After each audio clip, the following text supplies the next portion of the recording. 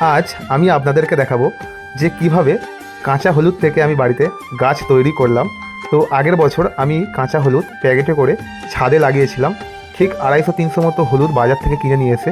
তো তারপরে সেখান থেকে আমি 5 থেকে 6 কেজি মতো হলুদ পেয়েছিলাম। তো সেই হলুদ আমার এখনও ছিল। তো এই বছর দেখছি সেই হলুদগুলো রাখার পর দেখছি আবার ওই ঠিক আগের বছরের মতো কল বেরিয়ে গেছে।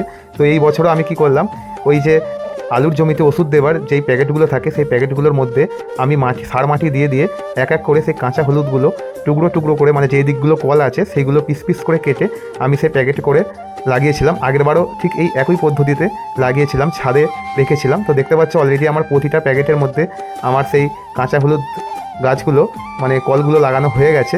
তো লাগানোর পর লাগানোর 15 থেকে 20 দিনের মধ্যে আমার গাছ অলরেডি বেরিয়ে গেছে। দেখতে পাচ্ছ যে গাছগুলো কত সুন্দরই না হয়েছে, আর কি সুন্দরই না লাগছে দেখতে।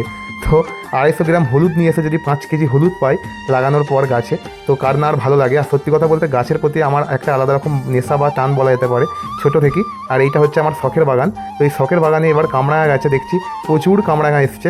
তো কামরাঙা খেতে কার কার ভালো লাগে অবশ্যই কমেন্ট করে জানিও। আর যার লাগবে বাড়িতে এসে নিয়ে যেতে পারো একদম ফ্রিতে। তো আপনারাও গাছ লাগান, আশা করছি অনেক অনেক ভালো লাগবে। তো এর পাশে একটা বিলুতি আমড়া গাছও আছে। তো এই বিলুতি আমড়া খেতে কার কার ভালো লাগে সেটাও কমেন্ট করে জানিও। তো দেখা হচ্ছে পরের ভিডিওতে। সকলে ভালো থাকুন, সুস্থ থাকুন।